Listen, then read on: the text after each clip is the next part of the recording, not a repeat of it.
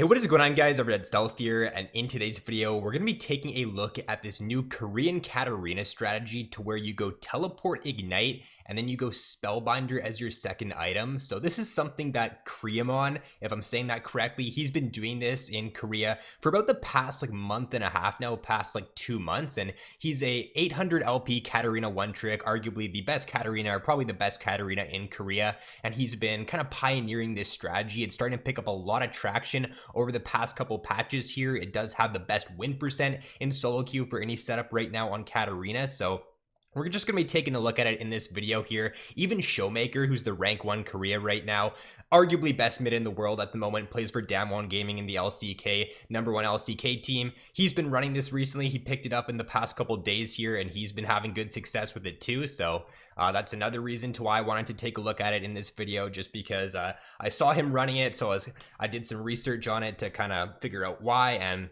I came up with this guy here, who's the one that, at least I'm pretty sure he's the one that started it. If I'm wrong, if there's somebody else that I'm missing to give credit for in this video, then let me know down in the comments. But I'm pretty sure this guy right here, who goes by Creammon, I'll have his links down in the description below and everything, he's the one that did start this strategy. So let's start things off here by running down the exact setup he's running on his Katarina, and then after that we'll go into one of his games. So he's taking the ignite teleport. You retain kill threat in the laning phase by having that ignite, but with the teleport it just allows for you to get past the early game a lot easier. If you're in a more difficult matchup, if you get chunked out, you TP back to lane, and it just allows for you to reach your gunblade spike a lot easier. Also in the mid to late game, you can look to side lane with Katarina. She's actually pretty strong in the side lane. If you get rolling in the early game, you get to your gunblade Spellbinder, you can 1v1 a lot of champions super easily. So with that teleport past 20 minutes, it allows for you to side lane bot lane, and you can just draw a lot of pressure for your team by taking this teleport. So looking at his build path now, what he's going to do pretty much every game is he's going to go for Sork Shoes Rush. You don't have the flash on Katarina here with this setup, so by going for early tier 2 boots, it just allows for you to stay very mobile, and it does allow for you to roam around the map a lot quicker earlier on in the game as well. He's going to go for the Gunblade Rush there as his first core item, and then into Spellbinder second most of his games. If the enemy team does have a very heavy AD composition, or if he's up against Zed, he will go for Zhonya's second, but most games it's going to be Gunblade into Spellbinder and then Zhonya's third. Fourth item is going to be Rabadon's most games, but if the enemy team is stacking a lot of magic resist, then you would go Void Staff instead of Rabadon's. So with your Sork Shoes and then with your Spellbinder, you just have so much movement speed with this setup. You get 10% movement speed from Spellbinder, which is actually the most movement speed for any item in the game. And then you also do have the active on top of that to where you gain even more movement speed. So this setup just allows for you to stay very, very mobile on Katarina without having the flash. And then looking at his rune setup now, he's going to go for Domination Primary with Electrocute and then Precision Secondary most of his games. However, in some matchups, he is going to go for Resolve Secondary. So if he's up against a Jace, if he's up against a Set, a Zed, AD matchups, he will usually go for, or just more difficult early game matchups, he's going to go for Resolve Secondary. So if he's going to get poked out a lot, like this game, he's going up against Lucian here. So he's going to go for Resolve Secondary, and he's going to take the second win if he's up against a ranged champion. But if he's in a more difficult matchup up against a melee champion, say if he's up against Zed here, then he's going to go for the Bone Plating instead of the second wind. For most games though, his setup is going to look like Electrocute, Sudden Impact, Eyeball, and then Relentless Hunter. And then for secondary runes, it's going to be Triumph and Coup de Grace. So this game here, he's going up against Kassadin, doesn't really have any hard CC in his kit, so he's going to take Triumph. But if he's going up against, say for example, a Galio mid,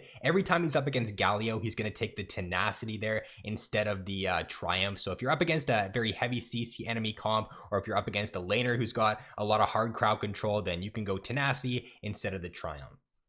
So if we get into a little bit of gameplay now, it's just really important if you're going for this strategy that you understand where the enemy jungler is looking to path in the early game, and just realize that because you don't have flash, chances are if the enemy jungler can level 3 gank, they're probably going to try to gank you mid if you're shoving up in lane. So it's best for you to just try to not shove first couple levels. If you are not running the flash on Katarina, just try to stay safe at your tower. Most matchups you're going to want to look to do that anyways, but the Kindred jungle here can look to gank very early on, as early as 245 into the game. So what he does here is he plays, honestly, probably a little bit too aggressive. He wants to shove the wave in here because it's stacked up, but he ends up getting punished, flashed on by LeBlanc, E-flash, and Kindred takes a couple tower shots here. He throws the ignite down on Kindred, and he actually ends up outplaying it. I think Kindred honestly misplayed that a little bit more than he outplayed it, because Kindred took like 3 or 4 tower shots, but nonetheless, he ends up getting a kill there on the Kindred, and this pretty much just screws things up entirely for LeBlanc. Like with the teleport now, this is to where he just has like full control of this lane, because if you get ahead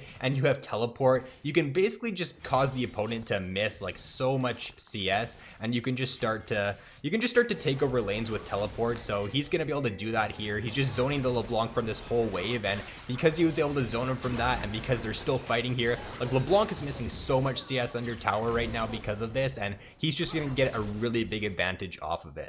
So it basically turns into a 3v3 mid here for the first couple minutes of the game. He just wants to keep pressuring LeBlanc under tower because she's low on HP and mana, and he's got double buffs, so they can just continue to pressure here. They win this 3v3 all day, so Pyke ends up hitting Q, but he misses E, and he's just pretty much dead at this point. There's nothing he can do, so they just pick up a free kill on Pyke. He just plays it very patient here, waits for Kindred to get low, then jumps in.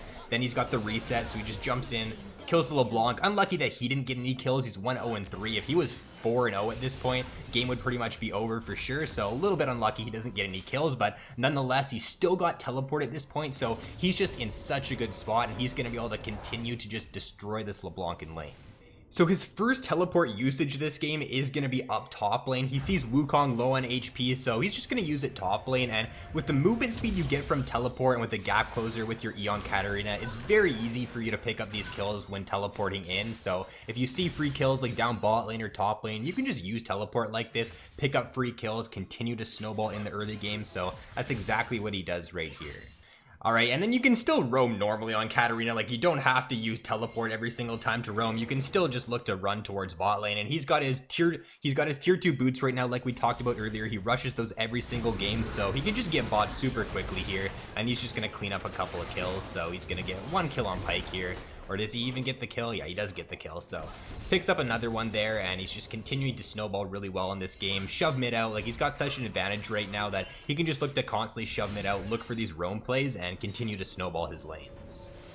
Alright, get ready for this one, because this play right here, this teleport play he's about to make, is probably one of the best teleport plays that you're ever going to see, and it just goes to show why teleport can be super strong on Katarina. So he's going to notice that Lucian is getting collapsed on top lane, and even though it's a 1v3, he's going to teleport in because he knows the limits on his Katarina. He's got Gunblade, he's got Sword Boots, he's going to jump in there, finish off the kill on Kindred. Ultimate, get the kill there onto the Wukong, get his resets, finish off the LeBlanc, and Kindred did have ult there, so you could argue again, like maybe a bit of a misplay on Kindred's part. If she would have ulted, then he probably wouldn't have been able to kill all 3 of them there, but nonetheless, he just bursted out Kindred super quickly. She didn't even have time to react, and then he was able to very easily clean up the last 2 kills there on the Wukong. Or I shouldn't say very easily, because it was somewhat close, but he was still able to clean up the kills there onto the Wukong and LeBlanc.